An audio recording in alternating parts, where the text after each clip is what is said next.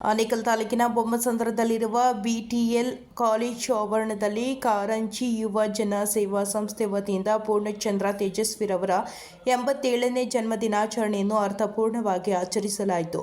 ಇನ್ನು ಗಣ್ಯರು ಹಾಗೂ ಅತಿಥಿಗಳು ದೀಪ ಬೆಳಗುವ ಮೂಲಕ ಕಾರ್ಯಕ್ರಮಕ್ಕೆ ಚಾಲನೆ ನೀಡಿದರು. ಇನ್ನು ಪೂರ್ಣಚಂದ್ರ ತೇಜಸ್ವಿರವರ 87ನೇ ಜನ್ಮ ದಿನಾಚರಣೆ ಅಂಗವಾಗಿ ಸಾಧಕರಿಗೆ ಸನ್ಮಾನ ಸೇರಿದಂತೆ ಹಲವು ಸಾಂಸ್ಕೃತಿಕ ಕಾರ್ಯಕ್ರಮಗಳನ್ನು ಆಯೋಜಿಸಲಾಗಿತ್ತು.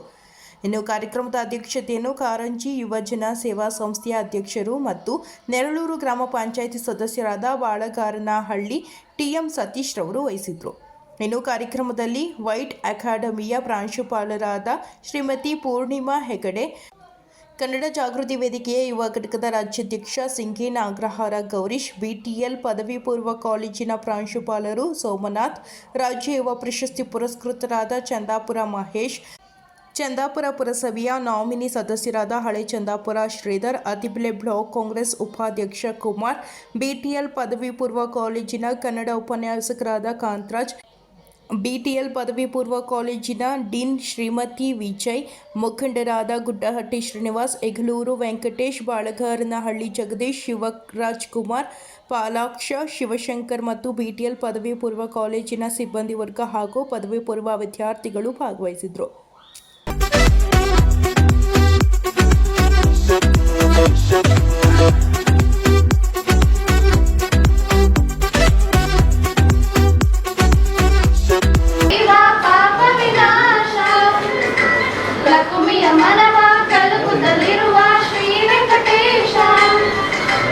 ಲಾಸ್ಟ್ ವರ್ಷ ನಾವು ಗುಡ್ಡೇಟಿ ಗ್ರಾಮದಲ್ಲಿ ಪೂರ್ಣಚಂದ್ರ ತೇಜಸ್ವಿ ಅವರ ಈ ಒಂದು ಹುಟ್ಟುಹಬ್ಬನ ಅಂಬೇಡ್ಕರ್ ಭವನದಲ್ಲಿ ಮಾಡಿದ್ವಿ.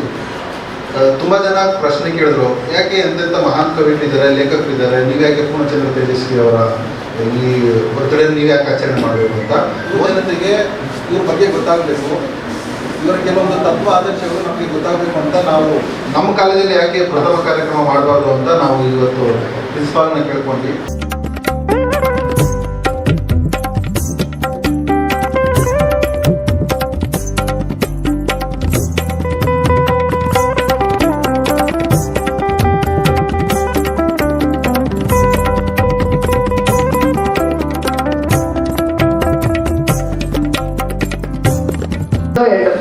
ಇವರು ರಾಷ್ಟ್ರಕವಿ ಕುವೆಂಪು ಅವರ ಎರಡನೆಯ ಮಗ. ಅವರಿಗೆ 4 ಜನ ಮಕ್ಕಳು. 2 ಗಂಡು ಮಕ್ಕಳಲ್ಲಿ ಕೋಕಿಲೋದಯ ಸೂರ್ಯ ಮತ್ತು ಪೂರ್ಣಚಂದ್ರ ತೇಜಸ್ವಿ 2 ಗಂಡು ಮಕ್ಕಳು, ಮತ್ತೆ 2 ಹೆಣ್ಮಕ್ಳು ತಾರಿಣಿ ಮತ್ತು ಇಂದಿರಾ. ಈಗ ತೇಜಸ್ವಿ ನಮ್ಮೊಟ್ಟಿಗಿಲ್ಲ. ಅವರು ಬರೆದಿರೋ ಒಂದಷ್ಟು ಪುಸ್ತಕಗಳನ್ನ ನೋಡ್ಬಿಡೋಣ. ಏರೋಪ್ಲೇನ್ ಚಿಟ್ಟೆ ಪುಸ್ತಕ ಏನ್ ಹೇಳ್ತಾರೆ, ಇನ್ಸೆಕ್ಟ್ಸ್ ಬಗ್ಗೆ ಒಂದಷ್ಟು ಚಿಟ್ಟೆ ಸಂಕುಲಗಳ ಬಗ್ಗೆ. ನೀವೆಲ್ಲ ಚಿಟ್ಟೆ ಹಿಡ್ದಿರ್ತೀರಲ್ಲ, ನಾವೆಲ್ಲ ಸಣ್ಣ ವಯಸ್ಸಲ್ಲಿ ಇರ್ಬೇಕಾದ್ರೆ ಅದನ್ನ ಹಿಡಿದು ಬೈಸೆಕ್ಟ್ ಮಾಡಿ ಆಪರೇಷನ್ ಮಾಡಿ ಗೊತ್ತಾಗ್ತಿರ್ಪ ಪಾಪ ಅದಕ್ಕೆ ಏನೇನ್ ಕಾರ್ಯ ಮಾಡಬೇಕು ಸತ್ತ ಮೇಲೆ ನಾವೇ ಸಾಯಿಸ್ ಮಾಡ್ತಾ ಇದ್ವಿ ಹಂಗೆ. ಆದ್ರೆ ಆ ಚಿಟ್ಟೆಗಳು ಪ್ರಕೃತಿಯ ಉಳಿವಿಗೆ ಎಷ್ಟು ಮುಖ್ಯ ಅಂತ ಅನ್ನೋದನ್ನ ತೇಜಸ್ವಿ ಈ ಒಂದು ಪುಸ್ತಕದಲ್ಲಿ ತಿಳಿಸ್ಕೊಟ್ಟಿದ್ದಾರೆ. ಎರಡನೆಯದು ನೆನಪಿನ ದೋಣಿಯಲ್ಲಿ, ಅದು ಕುವೆಂಪು ಅವರ ಆತ್ಮಚರಿತ್ರೆ. ಅದರಲ್ಲೂ ಕೂಡ ನೀವು ತೇಜಸ್ವಿಯ ಬಗ್ಗೆ ಒಂದಷ್ಟು ಉಲ್ಲೇಖಗಳನ್ನ ನೋಡ್ತೀರಾ. ಮೂರನೆಯದು ಮಿಸ್ಸಿಂಗ್ ಲಿಂಕ್, ಒಂದು ಸಸ್ಪೆನ್ಸ್ ಥ್ರಿಲ್ಲರ್, ನೀವೆಲ್ಲ ಓದಲೇಬೇಕು. ಅಣ್ಣನ ನೆನಪು ಅಂದ್ರೆ ತೇಜಸ್ವಿ ಅವರು ಎಲ್ಲೇ ಹೋದ್ರು ತಂದೆ ರಾಷ್ಟ್ರಕವಿ ಅಲ್ವಾ, ಕುವೆಂಪು ಬಗ್ಗೆ ಕೇಳ್ತಾ ಇದ್ರಂತೆ. ಅಣ್ಣ ಹೇಗೆ, ಮನೆಯಲ್ಲಿ ಹೇಗಿರ್ತಾರೆ, ಹೊಡಿತಾರ, ಬೈತಾರ, ಸೈಲೆಂಟ್ ಆಗಿರ್ತಾರ ಅಂತ. ಕುವೆಂಪು ಅವ್ರ ಬಗ್ಗೆ ಎಷ್ಟೋ ಜನಕ್ಕೆ ತಪ್ಪು ತಿಳುವಳಿಕೆಗಳಿತ್ತು. ಕುವೆಂಪು ಸಸ್ಯಾಹಾರಿ, ಅವ್ರು ಏನನ್ನೂ ತಿನ್ನಲ್ಲ ಅಂತ. ಕುವೆಂಪು ನಿಜವಾಗ್ಲೂ ಮಾಂಸ ಪ್ರಿಯರು, ಮೀನುಟ ಅಂದ್ರೆ ಅವ್ರಿಗೆ ತುಂಬಾ ಇಷ್ಟ. ಆದ್ರೆ ಅವ್ರು ನೋಡಿದವರೆಲ್ಲ ಏನ್ ಅನ್ಕೋತಾ ಇದ್ರು, ತುಂಬಾ ಸಾಧು ತರ ಇದ್ದಾರೆ, ನಾನ್ ವೆಜ್ ತಿನ್ನಲ್ಲ ಅಂತ. ಇದು ನಮ್ಮ ಈ ಪ್ರಸ್ತುತ ಏನಿದೆ ಸಮಾಜದಲ್ಲಿ ಇರೋ ಒಂದು ತಪ್ಪು ತಿಳುವಳಿಕೆ. ನಾನ್ ವೆಜ್ ತಿನ್ನೋದೇ ಅಪರಾಧ ಅನ್ನೋದನ್ನ ಎಷ್ಟು ಜನ ತಲೆ ತಂದ್ಕೊಂಡು ಬಿಟ್ಟಿದ್ದಾರೆ. No, your food is your choice. ನೀವು ಏನ್ ತಿಂತೀರಾ ಅದು ನಿಮ್ಮ ಚಾಯ್ಸ್. ನಾನು ನಾನ್ ವೆಜ್ ತಿನ್ನಲ್ಲ, ಅದು ನನ್ನ ಚಾಯ್ಸ್. ನಾನು ನಾನ್ ವೆಜ್ ತಿಂತೀನಿ, ಅದು ನನ್ನ ಚಾಯ್ಸ್. ನಾನು ನಾನ್ ವೆಜ್ ತಿನ್ನಲ್ಲ ಅನ್ನೋ ಮಾತ್ರಕ್ಕೆ ನಾನ್ ವೆಜ್ ತಿನ್ನೋರನ್ನ ಹೀಯಾಳಿಸಬಾರ್ದು. ಇದು ಕುವೆಂಪು ಅವರನ್ನ ತುಂಬಾ ವರ್ಷ ಕಾಡಿತ್ತು. ಅದಕ್ಕೆ ಒಂದು ಕ್ಲಾರಿಫಿಕೇಶನ್ ಅನ್ನ ಅಣ್ಣನ ನೆನಪಿನಲ್ಲಿ ಕೊಟ್ಟಿದ್ದಾರೆ. ಕುವೆಂಪುವನ್ನ ನಾವು ಒಬ್ರು ವೈಸ್ ಚಾನ್ಸಲರ್ ಆಗಿ ನೋಡಿದ್ವಿ, ಒಬ್ಬ ರಾಷ್ಟ್ರಕವಿಯಾಗಿ ನೋಡಿದ್ವಿ.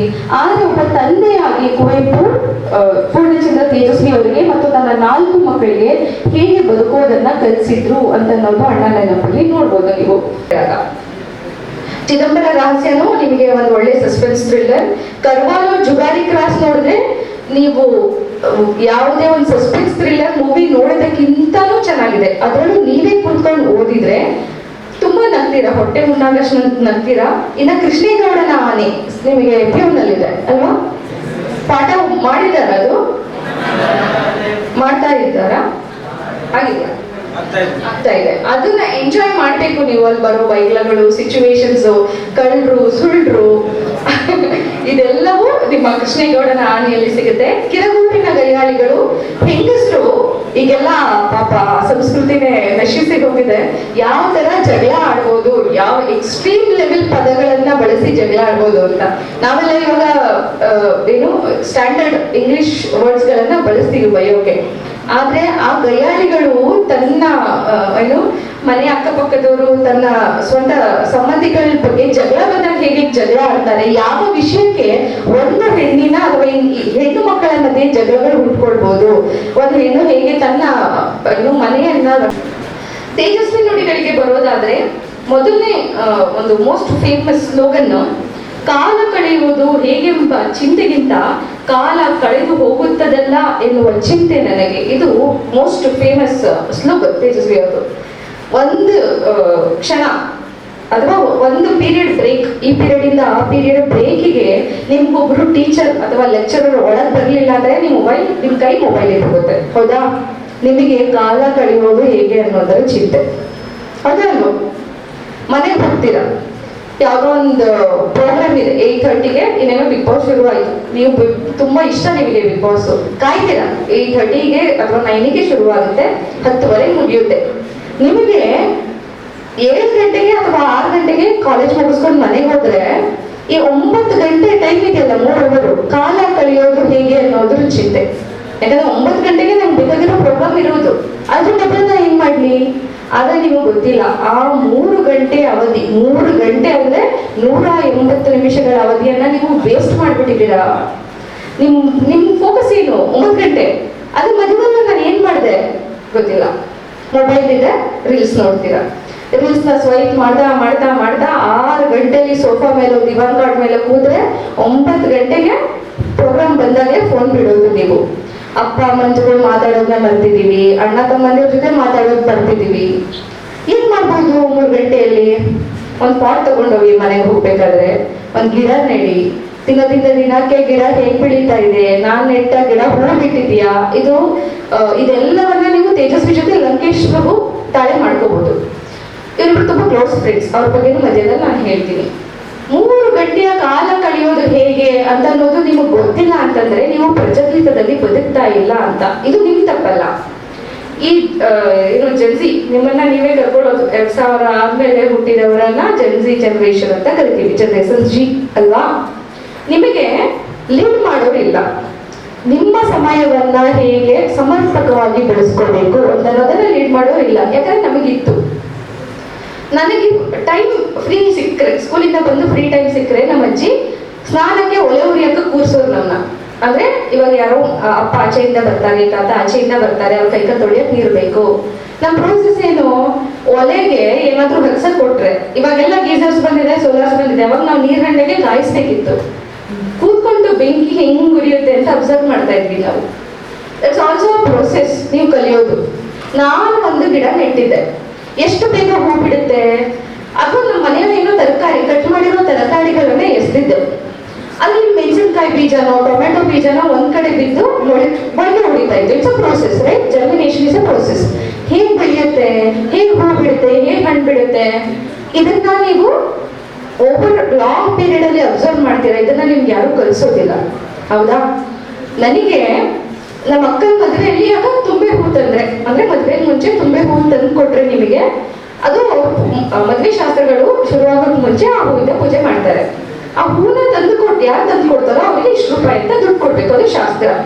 ನನ್ನ ಮೊದಲ ಅರ್ನಿಂಗ್ ಅದು, ನಾನು ಸಂಪಾದನೆ ಮಾಡಿದಂತಹ ಮೊದಲ ಹಣ ಅದು. ನನಗೆ ರುಚಿ ಹತ್ತಿದ್ರಿಂದ ನಾನು ಈ ಕೆಲಸ ಮಾಡಿದರೆ ನನಗೆ ಈ ವರಮಾನ ಸಿಗುತ್ತೆ ಅಂತ ಅನ್ನೋದು. ತುಂಬಾ ಸಣ್ಣೋಳು, ಒಂದು 3ನೇ ಕ್ಲಾಸ್ 4ನೇ ಕ್ಲಾಸ್ ಇಡಬೇಕು. ಅವತ್ತಿಂದ ನನಗೆ ಬೆಳೆದ ಅಭ್ಯಾಸ ಯಾವುದು? ಹುಂಡಿ ಇಡೋದು. ಎಷ್ಟು ಜನದ ಹತ್ರ ಪಿಗಿ ಬಾಕ್ಸ್ ಇದೆ? ಫೋನ್ ಪೇ ಇದೆ, ಸಾಕು ಅಲ್ವಾ? ಕೈಯಲ್ಲಿರೋ ದುಡ್ಡು ಖರ್ಚಾಗುತ್ತೆ. Have a habit of keeping a piggy box. ದಿನಕ್ಕೆ 5 ರೂಪಾಯಿನಾದ್ರೂ ನಾನು ಆ ಹುಂಡಿ ಒಳಗಡೆ ಹಾಕಬೇಕು ಅಂತ ಅಂದುಕೊಂಡ್ರೆ ನೀವು ಒಂದು ವರ್ಷದಷ್ಟೊಳಗೆ ಎಷ್ಟಾಗುತ್ತೆ? 365 into 5 ಅರೌಂಡ್ 17-18 ಸಾವಿರ. ಒಟ್ಟಿಗೆ ಆ ಅಮೌಂಟ್ ಅನ್ನ ನೀವು ಬಲ್ಕ್ ಅಲ್ಲಿ ನೋಡಿದಾಗ ನಿಮ್ಗೆ ಯಾವ ಫೀಲ್ ಆಗುತ್ತೆ? ಇಷ್ಟನ್ನ ನಾನು ಸೇವ್ ಮಾಡಿದ್ದೀನಿ. 15 ಸಾವಿರಕ್ಕೆ ಏನೇನು ಬರುತ್ತೆ ಅಪಾರ್ಟ್ ಫ್ರಮ್ ಯುವರ್ ಮೊಬೈಲ್ ಬಿಟ್ಟು? ಒಂದು ಬ್ಯೂಟಿಫುಲ್ ಲೈಬ್ರರಿ ಸೆಟಪ್ ಮಾಡ್ಬೋದು ಮನೆಯಲ್ಲಿ. ಮಾಡ್ತೀವಾ? ಯಾಕಂದ್ರೆ ನಂಗೆ ಅದರ ಅರಿವೇ ಇಲ್ಲ, ನನ್ಗೆ ಯಾರು ಹೇಳ್ಕೊಟ್ಟೇ ಇಲ್ಲ. ಆಯ್ತಾ? ಪ್ರಾಬ್ಲಮ್ ನಿಮ್ದಲ್ಲ. ಆದ್ರೆ ನೀವು ಆ ಸಮಯವನ್ನ, ಅವ್ರು ಹೇಳಿದ್ರಲ್ಲ ನನಗೆ ಕಾಲ ಕಳೆದು ಹೋಗ್ತಾ ಇದೆಯಲ್ಲ ಅಂತ ಚಿಂತೆ. ಏನೇನ್ ಮಾಡ್ತಾ ಇದ್ರು ಫ್ರೀ ಟೈಮ್ ಅಲ್ಲಿ? ಕೃಷಿ ಮಾಡ್ತಾ ಇದ್ರು, ಬೆಟ್ಟ ಹತ್ತಾ ಇದ್ರು, ಟ್ರೆಕ್ಕಿಂಗ್ ಹೋಗ್ತಾ ಇದ್ರು, ಮೀನ್ ಹಿಡಿತಾ ಇದ್ರು. ಯಾರೋ ಕೇಳಿರುತ್ತೆ ಭುವನೇಶ್ವರ ತೇಜಸ್ವಿ ಅವ್ರನ್ನ, ಏನು ಅವ್ನು ಬೇಟೆಗೆ ಹೋದ್ರೆ ಹಿಂಗ್ ಹೋಗು ಮೀನ್ ಹಿಡ್ಕೊಂಡು ಬಂದು ಅಡಿಗೆ ಮಾಡೋದು ಎಷ್ಟೊತ್ತು ಅಂತ. ಅವ್ರು ಹೇಳಿದಂತೆ, ಏ ದಡ್ಡ, ನಾನೇನ್ ಮೀನ್ ಹಿಡಿಯೋದು ತಿನ್ನಕ್ಕೆ ಅನ್ಕೊಂಡಿದ್ಯಾ? I have to know the process of fishing. ಫಿಶಿಂಗ್ಗೆ ಕೂತ್ರೆ ಧ್ಯಾನಕ್ಕೆ ಕೂತಂಗ್ ಕೂರ್ಬೇಕಂತೆ. ನಾನು ಹಾಕುವ ಗಾಳ ಹಾಕೋದೊಂದ್ ಕಲೆ, ಹೌದೇ ಅಲ್ವೋ? ಗಾಳ ಹಾಕೋದೊಂದ್ ಕಲೆ. ನಾನು ಫಿಶಿಂಗ್ಗೆ ಕೂತ್ರೆ ನದಿ ಹರಿಯೋದನ್ನ ಅಬ್ಸರ್ವ್ ಮಾಡ್ತೀನಿ, ಸುತ್ತಮುತ್ತ ಮರಗಿಡಗಳು ಹೇಗೆ ವಾಲಾಡ್ತವೆ ಅನ್ನೋದನ್ನ ಅಬ್ಸರ್ವ್ ಮಾಡ್ತೀನಿ, ಹಕ್ಕಿ ಹಾರೋದನ್ನ ಅಬ್ಸರ್ವ್ ಮಾಡ್ತೀನಿ. ಒಂದು ಮೀನ್ ಸಿಕ್ಕರೆ ಅದನ್ನ ಎತ್ತಿಡ್ತೀನಿ, ಇನ್ನೊಂದು ಮೀನಿಗೆ ಗಾಳ ಹಾಕ್ತೀನಿ. ಇದು ಪ್ರೋಸೆಸ್. ನೀವು ಇವಾಗ ನಾನು ಮನೆಯಿಂದ ಕಾಲೇಜಿಗೆ ಬರಬೇಕು, ಡೈರೆಕ್ಟ್ ಆಗಿ ಬಂದ್ಬಿಡ್ತೀರಾ, ಅಬ್ಸರ್ವ್ ಮಾಡ್ತೀರಾ ಏನೇನಿದೆ ಎಂತ ಇದೆ ಅಂತ. ನೀವು ಅಬ್ಸರ್ವ್ ಮಾಡಿಲ್ಲ ಅಂದ್ರೆ ಗೊತ್ತಿರುತ್ತೆ. ಮನೆಗೆ ಹೋಗೋ ರೋಡಲ್ಲಿ ಒಂದು ಶಾಪಿಂಗ್ ಕಾಂಪ್ಲೆಕ್ಸ್ ಇದೆ, ಮನೆಗೆ ಹೋಗೋ ರೋಡಲ್ಲಿ ಒಂದು ಇನ್ನೊಂದು ಯಾವ್ದೋ ಕಾಲೇಜ್ ಇದೆ, ಮನೆಗೆ ಹೋಗೋ ರೋಡಲ್ಲಿ ಇನ್ಯಾವುದೋ ಒಂದು ಥಿಯೇಟರ್ ಇದೆ. ಇದು ನಿಮ್ಮ ಸುತ್ತ ಮನಸ್ಸು, ಹೌದಾ? ನೀವು ಬೇಕಂತ ನೋಡಿರಲ್ಲ. ಇವತ್ತು BTL ಕಾಲೇಜಲ್ಲಿ ನಿಮ್ಮೆಲ್ಲರ ಒಂದು ಜೊತೆಯಲ್ಲಿ ಕಾರ್ಯಕ್ರಮವನ್ನ ಪೂರ್ಣಚಂದ್ರ ತೇಜಸ್ ಅವರ 87ನೇ ಹುಟ್ಟುಹಬ್ಬ ಅಂಗವಾಗಿ ಬಹಳಷ್ಟು ವಿಚಾರಗಳನ್ನ ಇಟ್ಕೊಂಡು ಇಷ್ಟೊತ್ತು ನಮ್ಮ ಮೇಡಮ್ ಅವರು ಬಹಳ ಅದ್ಭುತವಾಗಿ ಮಾತಾಡಿದ್ರು. ಬಾಬಾ ಸಾಹೇಬ್ ಒಂದು ಮಾತು ಹೇಳ್ತಾರೆ, ಇತಿಹಾಸ ಬಲ್ಲದವ ಇತಿಹಾಸ ಸೃಷ್ಟಿಸಲಾರ ಅಂತ. ಹಾಗಾಗಿ ಫಸ್ಟ್ ನಾವು ಇತಿಹಾಸನ ತಿಳ್ಕೋಬೇಕು. ಆ ಇತಿಹಾಸ ಯಾವ ತರ ಇರ್ತದೆ ಅಂತ ಹೇಳಿದ್ರೆ, ಈಗ ನೋಡಿ ನಮ್ಮ ಗುರುಗಳು ಮಾತಾಡಿದ್ರು, ಬರೀ ನಾವು ಒಂದಕ್ಕೆ ಸೀಮಿತ ಆಗಬಾರ್ದು, ಎಲ್ಲಾ ವಿಚಾರಗಳನ್ನ ಬಹಳ ಮನದಟ್ಟು ಮಾಡ್ಕೋಬೇಕಂತ ಬಹಳ ಚೆನ್ನಾಗಿ ಹೇಳಿದ್ರು. ಇವತ್ತು ಬರೀ ಕೆಮಿಸ್ಟ್ರಿ ಅಲ್ಲ, ಸೈನ್ಸ್ ಅಲ್ಲ, ಎಲ್ಲದರಲ್ಲಿನೂ ಇರ್ಬೇಕಂತ ಬಹಳ ಸ್ಪಷ್ಟವಾಗಿ ಹೇಳಿದ್ರು. ಹಾಗಾಗಿ ನಾನು ಇವತ್ತು ಈ BTL ಕಾಲೇಜು ಒಂದು ಸಂಸ್ಥೆ, ನಾವೆಲ್ಲ ಓದುವಾಗ ಹಳೆಯ ಸಂಸ್ಥೆ ಆಗಿತ್ತು ಆವಾಗ, ಇವಾಗಲೂ ಇದೆ ಅಂತ ಹೇಳಿದ್ರೆ ನಿಜವಾಗ್ಲೂ ನಮ್ಗೆ ಒಂದು ಹೆಮ್ಮೆ ಅನಿಸ್ತದೆ. ವಿಧಾನಸಭಾ ಕ್ಷೇತ್ರದಲ್ಲಿ ಇದು ಒಂದು ಹಳೇ ವಿದ್ಯಾಸ ಸಂಸ್ಥೆ ಇದು BTL ಕಾಲೇಜು. ಹಾಗಾಗಿ ಇಲ್ಲಿ ನೀವೆಲ್ಲ ಒಂದು ಏನು ನಿಮ್ಮ ಮುಂದಿನ ಇವಾಗ ಏನು ಪದವಿ ಪೂರ್ವದಲ್ಲಿ ನೀವು ಓದ್ತಾ ಇದ್ದೀರಾ, ಇಲ್ಲಿ ನೀವು ಬೆಳೆದು ಹೋದ್ರೆ ಇನ್ನ ಅತಿ ಹೆಚ್ಚಿಗೆ ನೀವು ಬೆಳಿಬೇಕು ಅನ್ನೋದೇ ನಮ್ಮ ಒಂದು ಆಸೆ. ಇವತ್ತು ಮೇಡಮ್ ಅವರು ನಿಜವಾಗ್ಲೂ ನನಗೆ ಬಹಳ, ಯಾಕಂದ್ರೆ ನಾವು ಸುಮಾರು ವೇದಿಕೆಗಳು ಹಂಚ್ಕೊಂಡಾಗ ಕೆಲವೊಂದು ವಿಚಾರಗಳನ್ನೆಲ್ಲ ಕೇಳ್ಕೊಂತೀವಿ. ನಮ್ಗೆ ಸ್ವಲ್ಪ ವಿದ್ಯಾಭ್ಯಾಸ ಕಮ್ಮಿ ಇರ್ಬೋದು, ಆದ್ರೆ ಈ ನಾಡ ನುಡಿ ಜಲ ಭಾಷೆ ವಿಚಾರದಲ್ಲಿ ನಾವು ಎಲ್ಲೋ ಒಂದ್ ಕಡೆ ಈ ಸಂಘಟನೆಯಲ್ಲಿ ಇರೋದ್ರಿಂದ ನಮ್ಮ ಎಲ್ಲ ಒಂದು ಜೊತೆಯಲ್ಲಿ ನಮ್ಮ ಹಿರಿಯರು, ಈಗ ವಟಾಳ್ ನಾಗರಾಜ್ ಆಗಿರ್ಬೋದು, ಸಾರಾಗೋವಿಂದ ಆಗಿರ್ಬೋದು, ಮತ್ತೆ ನಮ್ಮ ರಾಜ್ಯಾಧ್ಯಕ್ಷರಾದಂಥ ನಮ್ಮ ಇಲ್ಲೇ ಅತ್ತಿವೆಲ್ಲಿಯಲ್ಲಿ ಇರ್ತಕ್ಕಂಥ ಮಂಜುನಾಥ್ ದೇವಣ್ಣ ಅವರ ಜೊತೆಯಲ್ಲಿ ಅನೇಕ ವಿಚಾರಗಳು ಅವ್ರ ಜೊತೆಯಲ್ಲಿ ವಿಮರ್ಶೆ ಮಾಡುವಾಗ ಮೊದಲಿಗೆ ನಾವು ಈ ಸಾಮಾಜಿಕ, ಆರ್ಥಿಕ ಮತ್ತು ಶೈಕ್ಷಣಿಕ ಮತ್ತು ರಾಜಕೀಯ ಬಗ್ಗೆ ಬಹಳಷ್ಟು ವಿದ್ಯಾರ್ಥಿಗಳು ತಿಳ್ಕೋಬೇಕಾಗ್ತದೆ. ಇವತ್ತು ಸಮಾಜದ ಏಳಿಗೆಯಲ್ಲಿ ನಾವು ಬದುಕಬೇಕಂದ್ರೆ ಎಲ್ಲೋ ಒಂದ್ ಕಡೆ ನಾವು ಎಲ್ಲ ಒಂದು ಈ ಸಂವಿಧಾನದ ಒಕ್ಕೂಟದಲ್ಲಿ ಇರ್ತಾ ಇದ್ದೀವಿ. ಈ ಸಂವಿಧಾನದ ಒಕ್ಕೂಟದಲ್ಲಿ ಇದ್ದಾಗ ಕೆಲವೊಂದು ವಿಚಾರಗಳನ್ನ ಈಗ ನೀವು ಏನೀಗ ಓದ್ತಾ ಇದ್ದೀರಲ್ಲ, ಬಹಳಷ್ಟು ತಾಳ್ಮೆಯಿಂದ ಕೆಲವೊಬ್ರು ಏನಾದ್ರು ಹೇಳಿದ್ರೆ ಅದನ್ನ ಕೇಳುವಂತ ನಿಮ್ಗೆ ತಾಳ್ಮೆ ಕಮ್ಮಿ ಇರ್ತದೆ. ನಾವೆಲ್ಲ ನಿಮ್ಮ ಏಜಲ್ಲಿ ಕಾಲೇಜಲ್ಲಿ ಆಗಿರ್ಬೋದು, ಸ್ಕೂಲಲ್ಲಿ ಇರ್ಬೋದಾಗ ಏನೋ ಒಂದು ಭಾಷಣ ಮಾಡ್ತಾ ಇದ್ರೆ ನಾವು ಅದು ತಲೆನೇ ಕೆಡಿಸ್ಕೊತಾ ಇರಲಿಲ್ಲ. ಹಾಗಾಗಿ ಎಲ್ಲೋ ಒಂದು ಕಡೆ ನಾವು ವಿದ್ಯೆ ಅನ್ನೋದು ಸ್ವಲ್ಪ ಕಮ್ಮಿ ಆಯಿತು. ಈಗ ಒಳ್ಳೊಳ್ಳೆ ಟೀಚರ್ಗಳು ಇರೋದ್ರಿಂದ ಅವಾಗ ನಾವು ಓದುವಾಗ ಟೀಚರ್ಗಳಿಗೆ ಸಂಬಳಗಳೇ ಇರ್ತಾ ಇರಲಿಲ್ಲ, ಫ್ರೀಯಾಗಿ ಪಾಠ ಮಾಡೋರು. ಇವಾಗ ಏನಂದ್ರೆ ಪಾಪ ಒಳ್ಳೊಳ್ಳೆ ಈಗ CBSE ಆಗಿದೆ, ಮತ್ತೆ ಅವೆಲ್ಲ ಕನ್ನಡ ICIC ಆಗಿದೆ, ಎಲ್ಲ ಒಂದು ಒಳ್ಳೊಳ್ಳೆ ಇವಾಗ ತರಬೇತಿ ಕೊಡುವಂತ ನಿಮ್ಗೆಲ್ರಿಗೂ ಭಾಗ್ಯ ಸಿಕ್ಕಿದೆ. ಹಾಗಾಗಿ ನೀವು, ಯಾಕಂದ್ರೆ ಶಿಕ್ಷಣ ಅನ್ನೋದು ಬಹಳ ಇದು, ಆ ಶಿಕ್ಷಣಕ್ಕೆ ಇರ್ತಕ್ಕಂಥ ಒಂದು ಶಕ್ತಿ ಬೇರೆ ಯಾವುದಕ್ಕೂ ಇಲ್ಲ. ಹಾಗಾಗಿ ಶಿಕ್ಷಣ ಅನ್ನೋದು ನಾವು ಇವಾಗಲೂ ಸರಸ್ವತಿ ನಾವು ಒಳ್ಕೊಂಡ್ರೆ ಎಲ್ಲ ಸಿಗ್ತದೆ, ಲಕ್ಷ್ಮಿನೂ ಬರ್ತಾಳೆ, ಎಲ್ಲನೂ ಬರ್ತದೆ.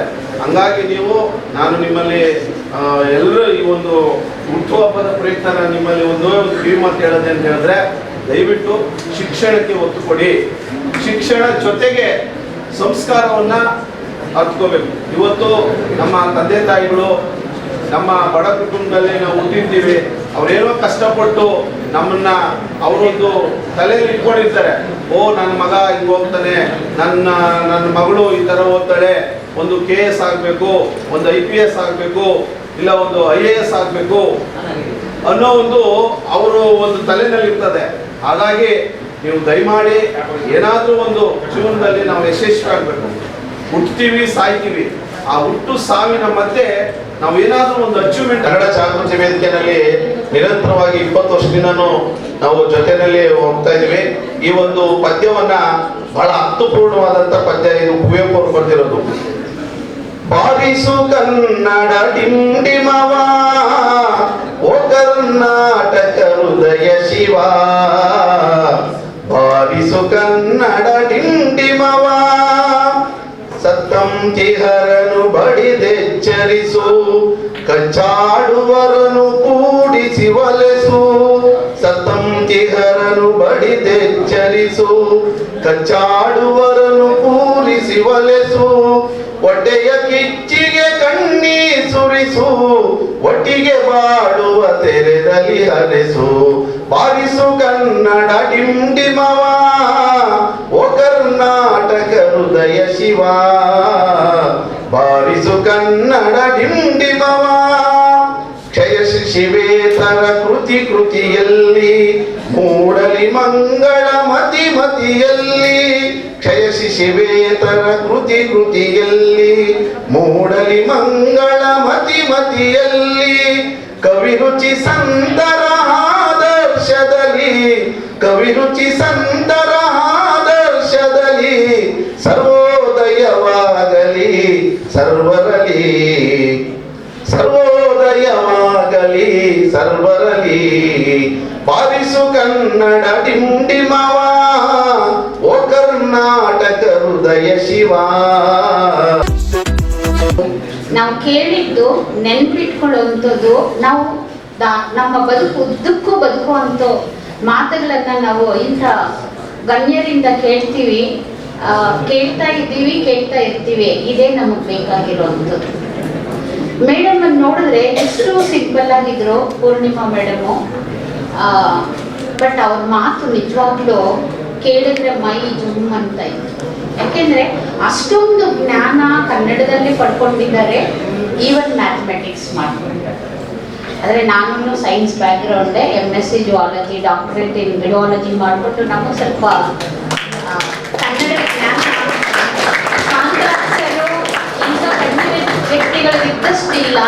ಆದರೂ ತುಂಬ ಆಸಕ್ತಿಯಿಂದ ಕೇಳಿ ಓದಿ ತಿಳ್ಕೊಂಡಿರೋ ಅಂಥದ್ದು ಒಂದು ಸ್ವಲ್ಪ ಅಷ್ಟೇ. ಸೊ ಇದರಿಂದ ನಮಗೆ ಸೋಮನಾಥ್ ಸರ್ ಅವ್ರಿಗೆ, ಮಂಜುನಾಥ್ ದೇವ್ ಅವ್ರಿಗೆ, ಗೌರೇಶ್ ಅವ್ರಿಗೆ, ಮತ್ತು ನಮ್ಮ ಬೇರೆ ಎಲ್ಲ ಗಣ್ಯರು ಇಲ್ಲಿ ಸತೀಶ್ ಸರ್ ಇರ್ಬೋದು, ಕಾಂತರಾಜ್ ಸರ್ ಇರ್ಬೋದು, ಮತ್ತು ಯುವರಾಜ್ ಸರ್ ಇರ್ಬೋದು, ಕೊಟ್ರೇಶಿ ಸರ್ ಇರ್ಬೋದು, ನಾಗೇಶ್ ಸರ್ ಇರ್ಬೋದು. ಸೊ ಎಲ್ಲ ಕಾರಂಜಿ ಯುವಕರು ಇಲ್ಲಿ ನೆಲೆದಿರುವಂಥವ್ರಿಗೆಲ್ಲ ಒಂದು ನಮಗೊಂದು ಮಾರ್ಗದರ್ಶನ ಅಂತ ಇರಬೇಕು. ಮಾರ್ಗದರ್ಶನ ಯಾವಾಗ ಬರುತ್ತೆ ಅಂದರೆ, ನಾವು ಪೇಷನ್ಸ್ ಇಂದ ಕೂತು ಕೇಳಿ ಅದನ್ನ ಅರ್ಥ ಮಾಡಿಕೊಂಡು ನಮ್ಮ ಲೈಫಲ್ಲಿ ಅದನ್ನ ಅಳವಡಿಸ್ಕೊಂಡಾಗ ಮಾತ್ರ ಬರುತ್ತೆ. ಯಾರೋ ಬರ್ತಾರೆ ಹೋಗ್ತಾರೆ, ಏನೋ ಹೇಳ್ತಾರೆ, ಆಯ್ತು ಹೋಯ್ತು, ಅದಲ್ಲ. ಈಗ ಕೃಷ್ಣೇಗೌಡ ನಾನೇ ಇರ್ಬೋದು, ನೀವೆಲ್ಲ ಲಾಸ್ಟ್ ಇಯರ್ ನೋಡಿದ್ರಿ, ನಾವು ನಾಟಕನೇ ಮಾಡಿಸಿದ್ವಿ. ಅದರಲ್ಲಿ ಎಷ್ಟೊಂದು ಕಲ್ತಂಗ ಆಗಿದೆ ನಿಮಗೆ ಅಂತಂದ ನೀವೇ ಹೇಳ್ಬೇಕಾಗ್ಬಿಡುತ್ತೆ. ಅದೇ ತರ ಪೂರ್ಣಚಂದ್ರ ತೇಜಸ್ವಿದು ತುಂಬಾನೇ ಯುವ ನಾಟಕಗಳನ್ನು ನಾನು ನೋಡಿದ್ದೀನಿ. ಮೇಡಮ್ ತುಂಬಾನೇ ಆ ನಾಟಕಗಳ ಬಗ್ಗೆ ಹೇಳಿದ್ರು. ಅಂದ್ರೆ ನೀವು ಅದನ್ನ ಕಲಿಬೇಕಾಗುತ್ತೆ. ಒಂದೇನಂದ್ರೆ ಗುರಿ. ನೀವು ಸ್ಟೂಡೆಂಟ್ಸು ನಿಮಗೆ ಎಷ್ಟು ಬೇಕೋ ಅಷ್ಟು ಮಾತ್ರ ಹೇಳಬಲ್ಲೆ.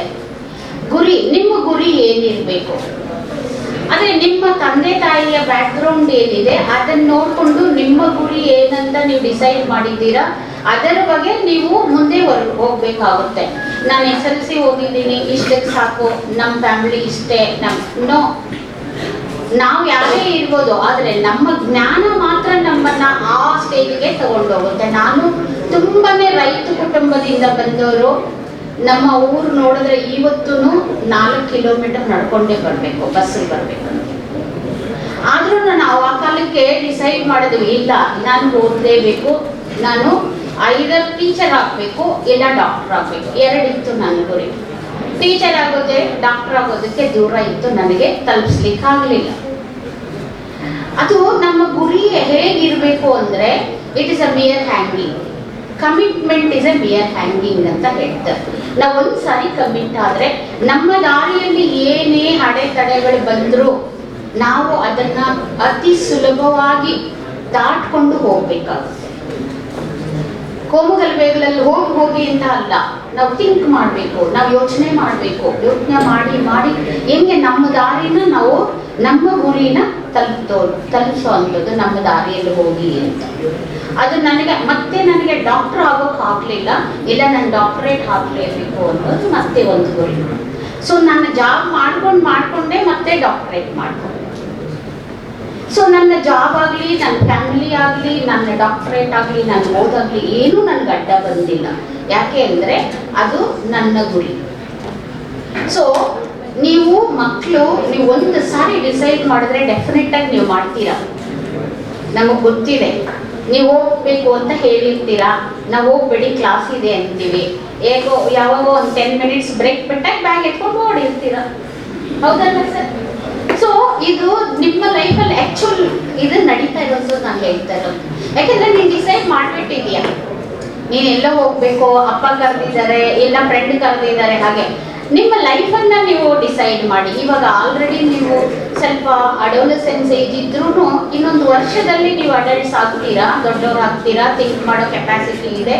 ಸೊ ಇವಾಗಲೇ ಸ್ಟಾರ್ಟ್ ಮಾಡಿ ಥಿಂಕ್ ಮಾಡೋದಕ್ಕೆ, ನಿಮ್ಮ ಗುರಿನ ಪೂರ್ಣಚಂದ್ರ ತೇಜಸ್ವಿ ಅವರ ಬಗ್ಗೆ ಕಾರ್ಯಕ್ರಮ ಮಾಡ್ತಾ ಇದ್ದೀವಿ ಅಂತ ಹೇಳಿದಾಗ ನನಗೆ ತುಂಬ ಖುಷಿ ಆಯಿತು. ಯಾಕಂದರೆ ಸತೀಶ್ ಅವರು ಸಾಕಷ್ಟು ಈ ಒಂದು ಕಾರ್ಯಕ್ರಮ ಮಾಡಲಿಕ್ಕೆ ಮೊದಲು ಹಿಂದಿನ ವರ್ಷವೂ ಇದೇ ಥರ ಪೂರ್ಣಚಂದ್ರ ತೇಜಸ್ವಿ ಅವರು ಒಂದು ಕಾರ್ಯಕ್ರಮ ಮಾಡಿದ್ರು.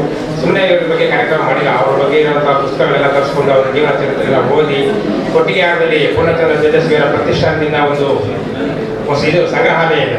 ಅಲ್ಲಿ ಅವರು ಬರೆದಿರ್ತಕ್ಕಂಥ ಪುಸ್ತಕಗಳ ಬಗ್ಗೆ, ಅವರು ಅಧ್ಯಯನ ಮಾಡಿರ್ತಕ್ಕಂಥ ಏನು ಪ್ರಭೇದಗಳು, ಚಿಟ್ಟೆ ಪ್ರಭೇದಗಳಾಗಿರ್ಬೋದು ಅಥವಾ ಬೇರೆ ಬೇರೆ ಪ್ರಭೇದಗಳ ಬಗ್ಗೆ ಇಲ್ಲಿ ಒಂದು ಮ್ಯೂಸಿಯಂ ಮಾಡಿದ್ದಾರೆ. ತಾವು ಸಾಕಷ್ಟು ಮುಂದೆ ಯಾವಾಗಲೂ ಸಮಯಾವಕಾಶ ಆಯಿತು ಅಂತಂದರೆ ಧರ್ಮಸ್ಥಳದ ಹತ್ರ ಕೊಟ್ಟಿಗೆ ಹಾರ ಅಂತಿದೆ, ಅಲ್ಲಿ ಪೂರ್ಣಚಂದ್ರ ತೇಜಸ್ವಿಯವರ ಒಂದು ಅದ್ಭುತವಾದ ಒಂದು ಮ್ಯೂಸಿಯಂ ಇದೆ.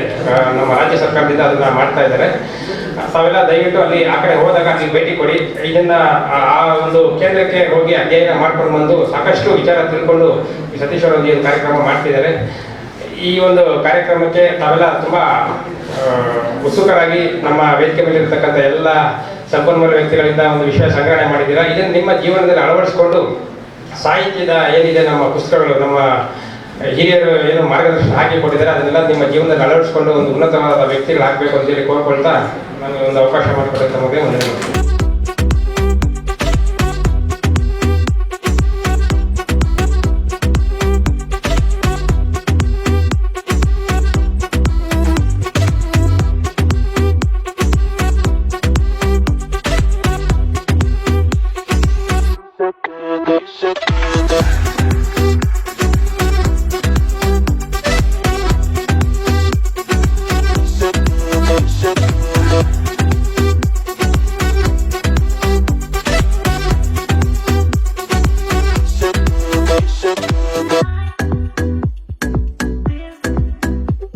ಕಾರಂಜಿ ಯುವ ಜನ ಸೇವಾ ಸಂಸ್ಥೆ ವತಿಯಿಂದ ನಮ್ಮ ಕಾರಂಜಿ ಯುವಜನ ಸೇವಾ ಸಂಸ್ಥೆ ಅಧ್ಯಕ್ಷರಾದಂಥ ಸಹೋದರ ನಮ್ಮ ಸತೀಶ್ ಬಳಗಾರನಹಳ್ಳಿ ಗ್ರಾಮ ಪಂಚಾಯಿತಿ ಸದಸ್ಯರು ಮತ್ತು ನಮ್ಮ ಈ ಸಂಸ್ಥೆಯ ಅಧ್ಯಕ್ಷರಾದಂಥ ಒಂದು ಪ್ರತಿ ವರ್ಷದಂತೆ ಈ ವರ್ಷವೂ ಸಹ ನಮ್ಮ ಕುವೆಂಪು ಅವರ ಮಗ ಆದಂಥ ಪೂರ್ಣಚಂದ್ರ ತೇಜಸ್ ಅವರ 87ನೆಯ ಜನ್ಮದಿನವನ್ನು ಇಲ್ಲಿ ನಮ್ಮ ಆನೇಕಲ್ ವಿಧಾನಸಭಾ ಕ್ಷೇತ್ರದ BTL ಕಾಲೇಜಲ್ಲಿ ಎಲ್ಲ ವಿದ್ಯಾರ್ಥಿಗಳ ಒಂದು ಸಮ್ಮುಖದಲ್ಲಿ ಭಾಳ ವಿಶೇಷವಾದ ಕಾರ್ಯಕ್ರಮವನ್ನು ಆಯೋಜನೆ ಮಾಡಿದಂಥ ನಮ್ಮ ಸತೀಶ್ ಅವರಿಗೆ ಭಾಳ ಒಳ್ಳೆ ಕಾರ್ಯಕ್ರಮವನ್ನು ಮಾಡಿದ್ದಾರೆ, ಒಳ್ಳೆ ಕಾರ್ಯಕ್ರಮವನ್ನು ಆಯೋಜನೆ ಮಾಡಿದ್ದಾರೆ. ಅವರು ಈ ಏನು ಈ BTL ಓಲ್ಡ್ ಸ್ಟೂಡೆಂಟು, ಹಾಗಾಗಿ ಇಲ್ಲಿ ಮಾಡಿದಂಥ ಕಾರ್ಯಕ್ರಮ ಯಶಸ್ವಿಯಾಗಿದೆ. ಅದಕ್ಕೆ ಒಂದು ಪೂರಕವಾಗಿ ಏನು ನಮ್ಮ ಪ್ರಾಂಶುಪಾಲರಾದಂಥ ನಮ್ಮ ಸೋಮನಾಥ್ ಸಾರು ಮತ್ತು ನಮ್ಮ ಗುರುಗಳಾದಂಥ ನಮ್ಮ ಕಾಂತರಾಜ್ ಸಾರು ಮತ್ತು ಮೇಡಮ್ ಡಾಕ್ಟರ್ ವಿಜಯ ಮೇಡಮ್ ಅವರು ಮತ್ತು ಎಲ್ಲ ಇಲ್ಲಿನ ಇರ್ತಕ್ಕಂಥ ಎಲ್ಲ ಟೀಚರ್ಸ್ಗಳು ಮತ್ತು ಸಿಬ್ಬಂದಿಯವರು ಭಾಳ ಸಹಕಾರವನ್ನು ಕೊಟ್ಟಿದ್ದಾರೆ. ಇವತ್ತು ನಿಜವಾಗಲೂ ಇಂತಹ ಒಂದು ಕಾರ್ಯಕ್ರಮವನ್ನು ಮಾಡಬೇಕು. ಯಾಕಂದರೆ ಇದು ಇತಿಹಾಸ ಪುಟಗಳಲ್ಲಿ ಸೇರುವಂಥ ಬಿಟ್ಟೋಗಿರ್ತಕ್ಕಂಥ ಅನೇಕ ಮಹನೀಯರನ್ನ ಇಂತಹ ಸಂದರ್ಭದಲ್ಲಿ ವಿದ್ಯಾರ್ಥಿಗಳಿಗೆ ಅವರು ಏನು ಅವರ ಬಿಟ್ಟೋಗಿರ್ತಕ್ಕಂಥ ಒಂದು ಉಳಿವಿಗಾಗಿ ನಾವು ವಿದ್ಯಾರ್ಥಿಗಳಿಗೆ ಒಂದು ಮನವರಿಕೆ ಮಾಡಬೇಕು ಅಂತ ಹೇಳ್ಬಿಟ್ಟು ಒಳ್ಳೆಯ ಅದ್ಭುತವಾದಂಥ ಕಾರ್ಯಕ್ರಮವನ್ನು ಮಾಡಿದ್ದಾರೆ ಸಹೋದರ ಸತೀಶ್ ಅವರಿಗೆ. ನಿಜವಾಗಲೂ ಸತೀಶ್ ಬಗ್ಗೆ ಹೇಳಬೇಕಂದ್ರೆ ನನಗೆ ಭಾಳ ಹೆಮ್ಮೆ ಆಗುತ್ತೆ. ಆತ ಭಾಳ ಸರಳ ಸಜ್ಜನ ವ್ಯಕ್ತಿ ಮತ್ತು ಯಾವುದೇ ಒಂದು ಕಾರ್ಯಕ್ರಮ ಮಾಡಿದ್ರೆ ಭಾಳ ಪರಿಪೂರ್ಣವಾಗಿ ಭಾಳ ವಿಶೇಷ ಗರ್ಭಿತವಾಗಿ ಕಾರ್ಯಕ್ರಮವನ್ನು ಆಯೋಜನೆ ಮಾಡ್ತಾನೆ. ನಿಜವಾಗಲೂ ಇಂತಹ ಕಾರ್ಯಕ್ರಮಗಳು ಇನ್ನೂ ನೂರಾರು ಮಾಡಲಿ. ಅವ್ರ ಜೊತೆಯಲ್ಲಿ ನಾವು ಸದಾ ಇರ್ತೀವಿ. ನಾನೊಬ್ಬನೇ ಅಲ್ಲ, ಇಡೀ ನಮ್ಮ ಸ್ನೇಹ ಬಳಗ ಮತ್ತು 9 ಪಿಲ್ಲರ್ಸು ಎಲ್ಲರೂ ಅವ್ರ ಜೊತೆಯಲ್ಲಿ ಇರ್ತೀವಿ. ಇಂತಹ ಕಾರ್ಯಕ್ರಮಗಳನ್ನ ಭಾಳ ವಿದ್ಯಾರ್ಥಿಗಳು ಕೂಡ ಸುಮಾರು 3 ಗಂಟೆಗಳ ಕಾಲ ಏನು ಭಾಳ ತಾಳ್ಮೆಯಿಂದ ಈ ಕಾರ್ಯಕ್ರಮವನ್ನು ಕೇಳಿ ಯಶಸ್ವಿ ಮಾಡಿದ್ದಾರೆ. ವಿಶೇಷವಾಗಿ ನಾನು BTL ಕಾಲೇಜಿನ ಸಂಸ್ಥೆ ಎಲ್ಲ ನಮ್ಮ ಪ್ರಾಂಶುಪಾಲರಿಗೆ ಮತ್ತು ಎಲ್ಲ ಟೀಚರ್ಸ್ಗಳಿಗೆ ಎಲ್ರಿಗೂ ಅವರಿಗೆ ತುಂಬ ಹೃದಯದ ಅಭಿನಂದನೆಗಳು ಹೇಳಲಿಕ್ಕೆ ಬಯಸ್ತಾ ಇದ್ದೀನಿ. ಈ ಒಂದು ಕಾರ್ಯಕ್ರಮಕ್ಕೆ ತಾವು ಮಾಧ್ಯಮವರು ನೀವು ಬಂದು ಸಹ ಈ ಕಾರ್ಯಕ್ರಮವನ್ನು ಯಶಸ್ವಿಗೊಳಿಸಿದ್ದಾರೆ. ಯಾಕಂದರೆ ಕಾರ್ಯಕ್ರಮ ಯಶಸ್ವಿ ಆಗಬೇಕಂದ್ರೆ ಮೂಲತಃ ನಮ್ಮ ಮಾಧ್ಯಮ ಮಿತ್ರರೇ. ಹಾಗಾಗಿ ನಮ್ಮ ಝೂಮ್ TV ಮತ್ತು ನಮ್ಮ ಸೂರ್ಯೋದಯ ಚಾನಲ್ ಅವ್ರಿಗೂ ನಿಮಗೂ ಸಹ ಅನಂತ ಧನ್ಯವಾದಗಳನ್ನ ಹೇಳಿಸಕ್ಕೆ ಇಷ್ಟಪಡ್ತೀನಿ. ಕಾರಂಜಿ ಯೋಜನಾ ಸೇವಾ ಸಂಸ್ಥೆ ವತಿಯಿಂದ ನಮ್ಮ BTL PU ಕಾಲೇಜಿನಲ್ಲಿ ಸಹಯೋಗದೊಂದಿಗೆ ನಡೆದಿರ್ತಕ್ಕಂಥ ಒಂದು ಪೂರ್ಣಚಂದ್ರ ತೇಜಸ್ವಿಯವರ ಹುಟ್ಟುಹಬ್ಬ, ಈ ಜನ್ಮದಿನದ ಕಾರ್ಯಕ್ರಮವನ್ನು ಹಮ್ಮಿಕೊಂಡಿದ್ದು. ಸೊ ಈ ಕಾರ್ಯಕ್ರಮ ತುಂಬ ಚೆನ್ನಾಗಿ ಬಂದಿದೆ. ವಿಶೇಷವಾಗಿ ನಮ್ಮ ಬೋಧನಾ ಸಿಬ್ಬಂದಿಗಳು ಮತ್ತು ನಮ್ಮ ಎಲ್ಲ ಈ ಟೀಮ್ ಏನಿದೆಯೋ ಕಾರಂಜಿ ಯೋಜನಾ ಸೇವಾ ಸಂಸ್ಥೆ ತುಂಬ ಚೆನ್ನಾಗಿ ನಮಗೆ ಸಹಕಾರ ಕೊಟ್ಟಿದೆ. ಈ ಒಂದು ಕಾರ್ಯಕ್ರಮ ನಮ್ಮ ಮಕ್ಕಳಿಗೆ ವಿಶೇಷವಾಗಿ ತುಂಬ ಹೆಲ್ಪ್ಫುಲ್ ಆಗಿದೆ. ಯಾಕಂದರೆ ಆ ಮಕ್ಕಳು 3 ಗಂಟೆ ಹೊತ್ತು ಸಮಯ ತುಂಬ ಹೆಚ್ಚು ವ್ಯವಧಾನದಿಂದ ಇದ್ದು ಪೇಷನ್ಸಿಂದ ಇದ್ದು ಕೇಳಿದ್ದಾರೆ. ಖಂಡಿತ ಈ ಕಾರ್ಯಕ್ರಮದ ಏನು ಆಗುಹೋಗುಗಳಿದಾವೋ ಏನೇನೋ ಒಂದು ಹೇಳ್ಕೊಟ್ಟಿದ್ದಾರೆ ಅವರೆಲ್ಲ ಗೆಸ್ಟ್ಗಳು ಬಂದಿರತಕ್ಕಂಥವ್ರೆಲ್ಲರೂ ಕೂಡ ಅದನ್ನು ಚಾಚು ತಪ್ಪದೆ ನಮ್ಮ ವಿದ್ಯಾರ್ಥಿಗಳು ಪಾಲಿಸ್ತಾರೆ. ಖಂಡಿತ ಜೀವನದಲ್ಲಿ ಅದನ್ನು ಅಳವಡಿಸ್ಕೊಳ್ತಾರೆ ಅಂತ ಹೇಳ್ತಾ, ಮತ್ತು ಈ ಇಂಥ ಕಾರ್ಯಕ್ರಮಗಳು ಮತ್ತೆ ಬರಲಿ ಅಂತ ಆಶಿಸ್ತಾ, ನಮ್ಮ ಕಾಲೇಜಿಗೆ ಒಳ್ಳೆಯ ಹೆಸರು ಬರಲಿ ಅಂತ ಹೇಳ್ತಾ, ಅದೇ ರೀತಿ ನಿಮ್ಮ ಝೂಮ್ ಟೀಮ್ ಚಾನಲ್ಲು ಮತ್ತು ಸೂರ್ಯೋದಯ ಚಾನಲ್ಗೂ ಕೂಡ ಧನ್ಯವಾದಗಳನ್ನು ಹೇಳೋಕ್ಕೆ ಇಷ್ಟಪಡ್ತೀನಿ. ಯಾಕಂದರೆ ಇಂಥ ಕಾರ್ಯಕ್ರಮನ ನೀವು ಟೆಲಿಕಾಸ್ಟ್ ಮಾಡ್ತಾ ಇರೋದು ನಮಗೆ ತುಂಬ ಖುಷಿಯಾದಂಥ ವಿಚಾರ. Thank you one all. ಎಲ್ಲರಿಗೂ ನಮಸ್ತೆ. ಇವತ್ತು ಪ್ರತಿ ವರ್ಷದಂತೆ ನಾವು ಪೂರ್ಣಚಂದ್ರ ತೇಜಸ್ವಿ ಅವರ ಹುಟ್ಟುಹಬ್ಬವನ್ನು ಮಾಡ್ತಾಯಿದ್ವಿ. ಇವತ್ತು ನನ್ನ ಹಳೆ ಕಾಲೇಜ್, ನಾನು ಓದಿದಂಥ ಕಾಲೇಜು BTL ಪದವಿ ಪೂರ್ವ ಕಾಲೇಜಿನಲ್ಲಿ ಕಾರ್ಯಕ್ರಮ ಮಾಡಬೇಕು ಅಂತ ಪ್ರಿನ್ಸಿಪಲ್ ಸರ್ಗೆ ಹಾಗೆ ಎಲ್ಲ ಸಿಬ್ಬಂದಿ ವರ್ಗದವ್ರು ಕೇಳ್ಕೊಂಡಾಗ ಅವರು ಸಂತೋಷದಿಂದ ಇಂಥ ಒಂದು ವ್ಯಕ್ತಿಯ ಏನು ತತ್ವ ಸಿದ್ಧಾಂತ ಎಲ್ಲ ವಿದ್ಯಾರ್ಥಿಗಳಿಗೆ ಹೋಗಬೇಕು, ನೀವು ಮಾಡಿ ಒಳ್ಳೆ ಕಾರ್ಯಕ್ರಮ ಅಂತೇಳಿ ನನಗೆ ಪ್ರಿನ್ಸಿಪಾಲ್ ಸರು ಎಲ್ಲ ಸಿಬ್ಬಂದಿ ವರ್ಗ ನಾಗೇಶಣ್ಣ ನನಗೆ ಅನುಮತಿ ಕೊಟ್ಟರು. ಮೊದಲನೇದಾಗಿ ನಾನು ಅವರಿಗೆ ಚಿರಋಣಿ. ನಮ್ಮ ಕಾಲೇಜಲ್ಲಿ ಇಂಥ ಒಂದು ಕಾರ್ಯಕ್ರಮ ಮಾಡಿದ್ದೀವಲ್ಲ ಅಂತ ನಮಗೆ ಹೆಮ್ಮೆ. ಎಲ್ಲ ಸಿಬ್ಬಂದಿ ವರ್ಗದವ್ರಿಗೂ ಈ ಸಂದರ್ಭದಲ್ಲಿ ನಾನು ಧನ್ಯವಾದಗಳನ್ನು ತಿಳಿಸ್ತೀನಿ. ಹಾಗೆ ಕಾರ್ಯಕ್ರಮಕ್ಕೆ ಆಗಮಿಸಿದಂಥ ಎಲ್ಲ ಗಣ್ಯ ವ್ಯಕ್ತಿಗಳು, ಗೌರೀಶಣ್ಣ ಇರ್ಬೋದು, ಶ್ರೀಧರು, ನಮ್ಮ ಕುಮಾರ್ ಸರ್ ಅವರು, ಶ್ರೀನಿವಾಸ್ ಅವರು, ಹಾಗೆ ಪೂರ್ಣಿಮಾ ಮೇಡಮ್ನವರು ಬಹಳ ಉತ್ತಮವಾಗಿ ಮಾತಾಡಿದ್ದಾರೆ. ಅವರ ನಾಲೆಡ್ಜ್ನಲ್ಲಿ ಶೇರ್ ಮಾಡ್ಕೊಂಡಿದ್ದಾರೆ. ಅವರು ಕ್ಲಾಸಸ್ ಇರೋದ್ರಿಂದ ಅವರು ಬೇಗ ಹೋಗಬೇಕಾದ ಪರಿಸ್ಥಿತಿ ಬಂತು. ಹಾಗಾಗಿ ಅವ್ರಿಗೂ ಈ ಸಂದರ್ಭದಲ್ಲಿ ಧನ್ಯವಾದಗಳನ್ನು ತಿಳಿಸ್ತೀನಿ. ಹಾಗೆ ಇಲ್ಲಿ ಕಾರ್ಯಕ್ರಮಕ್ಕೆ ಈ 3 ಗಂಟೆಗಳ ಕಾಲ ಏನು ನಮ್ಮ ವಿದ್ಯಾರ್ಥಿಗಳು ಕೂತು ಏನು ತಾಳ್ಮೆಯಿಂದ ಕೂತು ಈ ಕಾರ್ಯಕ್ರಮನ ಯಶಸ್ವಿ ಮಾಡಿಕೊಟ್ಟಿದ್ದಾರೆ. ಅವ್ರಿಗೂ ಸಹ ಈ ಸಂದರ್ಭದಲ್ಲಿ ಧನ್ಯವಾದಗಳನ್ನು ತಿಳಿಸ್ತೀನಿ. ಹಾಗೆ ಇನ್ನು ನಾನು ಕೇಳ್ಕೊಳ್ಳೋದೇನೆಂದರೆ, ನಮ್ಮ ಡೀನ್ ಮೇಡಮ್ ಇದ್ದಾರೆ, ವಿಜಯ್ ಮೇಡಮು ಸಾರ್ ಇದ್ದಾರೆ, ಇನ್ನು ಮುಂದೆ ಒಳ್ಳೊಳ್ಳೆ ಕಾರ್ಯಕ್ರಮಗಳು ಮಾಡೋಣ, ವಿದ್ಯಾರ್ಥಿಗಳಿಗೆ ಅನುಕೂಲವಂತ ಆಗುವಂಥ ಕಾರ್ಯಕ್ರಮಗಳು ಇನ್ನು ಮುಂದೆ ಮಾಡೋಣ ಅಂತ ನಾನು ನಿಮ್ಮಲ್ಲಿ ರಿಕ್ವೆಸ್ಟ್ ಮಾಡ್ಕೊಳ್ತೀನಿ. ಈ ಒಂದು ಅವಕಾಶ ಮಾಡಿಕೊಟ್ಟಿದ್ದಕ್ಕೆ ತಮ್ಮೆಲ್ಲರಿಗೂ ಧನ್ಯವಾದಗಳನ್ನ ತಿಳಿಸ್ತೀನಿ. ಏನಿವತ್ತು ಕಾರಂಜಿ ಯುವ ಸೇವಾ ಸಂಸ್ಥೆಯಿಂದ ಪೂರ್ಣಚಂದ್ರ ತೇಜಸ್ವಿ 87ನೇ ಹುಟ್ಟುಹಬ್ಬವನ್ನು ಕಾಲೇಜಲ್ಲಿ ಹಮ್ಮಿಕೊಂಡಿದ್ದು ನನ್ನ ಆತ್ಮೀಯ ಸ್ನೇಹಿತ ಸತೀಶ್ ಅವರು, ನನ್ನ ಒಡನಾಡಿ, ನನ್ನ ಗುರುಗಳಾದ ಗೌರೀಶ್ ಅವರು, ಶ್ರೀಧರ್ ಅವರು, ಶ್ರೀನಿವಾಸ್ ಅವರು ಎಲ್ಲ ಸಹ ಬಂದಿದ್ದಾರೆ. ಇದು ಅರ್ಥಗರ್ಭವಾಗಿದೆ. ಏನಂದರೆ ಇವತ್ತು ಹುಡುಗರಿಗೆ ಇದು ಇವತ್ತು ಕಾಲಘಟ್ಟದಲ್ಲಿ ಬೇಕಾಗಿತ್ತು. ಇವತ್ತು ಕಾಲಘಟ್ಟದ ಹುಡುಗರಿಗೆ ಇದು ತಿಳ್ಕೊಬೇಕಾಗ್ತಿರೋ. ಎಷ್ಟೋ ಜನ ಹುಡುಗರು ಮೊಬೈಲ್ಗಳು ನೋಡ್ಕೊಂಡು ನೋಡಲ್ಲ. ಇಂಥ ವಿಚಾರವನ್ನು ಹುಡುಗರು ತಿಳಿಸೋದಕ್ಕೆ ಅವ್ರಿಗೆ ಮೊದಲು ನಾನು ಧನ್ಯವಾದ ಹೇಳ್ತೀನಿ. ಇನ್ನು ಮುಂದಿನ ಇಂಥ ಹೆಚ್ಚು ಕಾರ್ಯಕ್ರಮ ಮಾಡಲಿ ಅಂದ್ಬಿಟ್ಟು ಅವರಿಗೆ ಆಶಿಸ್ತೀನಿ. ಈ ದಿನ ನಮ್ಮ ಸ್ನೇಹಿತರಾದ ಸತೀಶ್ ಅವರ ಕಾರಂಜಿ ಯುವಜನ ಸೇವಾ ಸಂಸ್ಥೆ ವತಿಯಿಂದ BTL ಕಾಲೇಜಿನಲ್ಲಿ ಈ ಕಾಲೇಜಿನ ಮಕ್ಕಳಿಗೆ ಕನ್ನಡ ಸಾಹಿತ್ಯದ ಬಗ್ಗೆ, ಸಾಹಿತಿಗಳ ಬಗ್ಗೆ, ಅವರ ಕೃತಿಗಳಿಗೆ ಪರಿಚಯ ಮಾಡಿಸ್ಕೊಳ್ಬೇಕು ಅನ್ನೋ ಉದ್ದೇಶದಿಂದ ಪೂರ್ಣಚಂದ್ರ ತೇಜಸ್ವಿಯವರ ಒಂದು ಕಾರ್ಯಾಗಾರವನ್ನು ಹಮ್ಮಿಕೊಂಡಿದ್ದರು. ಈ ಒಂದು ಕಾರ್ಯಾಗಾರದಲ್ಲಿ ಪೂರ್ಣಚಂದ್ರಯವರ ವ್ಯಕ್ತಿತ್ವ ಚಿತ್ರಣವನ್ನು ಹಾಗೂ ಅವರ ಒಂದು ಕೃತಿಗಳ ಬಗ್ಗೆ ಸವಿಸ್ತಾರವಾಗಿ ಬರೆದಿರ್ತಕ್ಕಂಥ ಎಲ್ಲ ಸಂಪನ್ಮೂಲ ವ್ಯಕ್ತಿಗಳು, ತುಂಬ ನೆರೆದಿರ್ತಕ್ಕಂಥ ವಿದ್ಯಾರ್ಥಿಗಳು ಹೇಳ್ಕೊಟ್ಟಿದ್ದಾರೆ. ವಿದ್ಯಾರ್ಥಿಗಳು ಈ ಮೂಲಕ ಒಂದು ಕನ್ನಡ ಸಾಹಿತ್ಯದ ಬಗ್ಗೆ ಒಲವು ಮೂಡಿಸ್ಕೊಳ್ಳಿ ಅನ್ನೋ ಒಂದು ನಮ್ಮ ಸ್ನೇಹಿತರ ಈ ಒಂದು ಇಚ್ಛೆ ತುಂಬ ಶ್ಲಾಘನೀಯ ಕಾರ್ಯ. ಇವರು ಈ ಥರ ಕನ್ನಡ ಸಾಹಿತ್ಯದ ಕಾರ್ಯಗಳು ಇದೇ ರೀತಿ ಮುಂದುವರಲಿ ಅಂತೇಳಿ ಆಶಿಸ್ತೇನೆ. ಆತ್ಮೀಯರೇ, ಇವತ್ತು BTL ಶಿಕ್ಷಣ ಸಂಸ್ಥೆಯಲ್ಲಿ, ಅದು ಪದವಿ ಪೂರ್ವ ಕಾಲೇಜಿನಲ್ಲಿ ಇವತ್ತು ನಮ್ಮ ಸತೀಶ್ ಸರ್ ಅವರು ಈ ಕಾರಂಜಿ ಯುವಜನ ಸೇವಾ ಸಂಸ್ಥೆಯಿಂದ ಒಂದು ಪೂರ್ಣಚಂದ್ರ ತೇಜಸ್ವಿಯವರ 87ನೇ ಜನ್ಮದಿನದ ಅಂಗವಾಗಿ ವಿದ್ಯಾರ್ಥಿಗಳಿಗೆ ಅವರ ವಿಚಾರಗಳನ್ನು, ಅವರ ಒಂದು ವೈಚಾರಿಕ ವಿಚಾರಗಳನ್ನು ತಿಳಿಸಬೇಕು ಅನ್ನುವಂತಹ ಕುತೂಹಲದಿಂದ ಇಲ್ಲಿ ಕಾರ್ಯಕ್ರಮವನ್ನು ಹಮ್ಮಿಕೊಂಡಿದ್ದರು.